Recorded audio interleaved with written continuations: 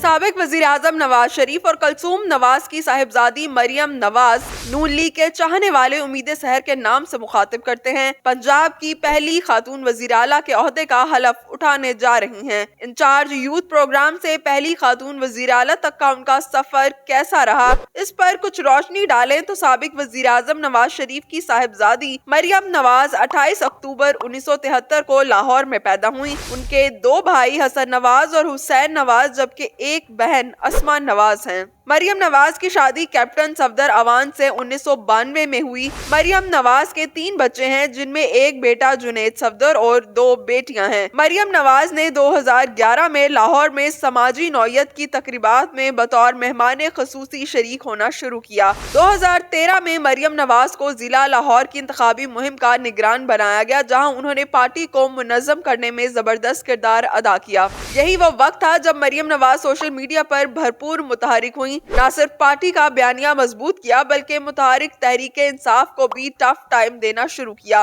नवाज शरीफ 2013 में वजीर आजम बने तो मरियम नवाज को वजीर आजम के यूथ प्रोग्राम का चेयरपर्सन मुकर्रर किया गया। उस वक्त अपोजिशन जमातों ने मियां नवाज शरीफ के ऊपर मौरूसी सियासत का इल्जाम लगाया और उनकी तकर्रुरी को चैलेंज किया गया, जिसके बाद उन्होंने वो ओहदा छोड़ दिया। मरियम नवाज ने वजीर आजम हाउस में रहते हुए सोशल मीडिया पर अपनी जमात को मुतहरिक रखा। मरियम नवाज अपना नाम पनामा स्कैंडल और डॉन लीक्स में शामिल होने की वजह से भी खबरों में रही। 2018 में पनामा स्कैंडल के नतीजे में मरियम नवाज और नवाज शरीफ को एवनफील्ड रेफरेंस में सजा सुनाई गई। उन्होंने बिस्तरे मर्ग पर अपनी बीमार वालिदा को छोड़कर जेल का सामना किया और जेल में सहूलियात लेने से भी इनकार करती रही। अडियाला जेल में कैद के दौरान ही कलसूम नवाज की वफात की इत्तला आई। मरियम नवाज और नवाज शरीफ दोनों पैरोल पर रिहा होकर कलसूम नवाज की आखिरी रसूमात में शरीक हुए। इस्लामाबाद की हाई कोर्ट ने एवनफील्ड रेफरेंस में मरियम नवाज की जमानत मंजूर की, जिसके बाद वो सियासत में भरपूर तरीके से मुतहरिक हो गयी।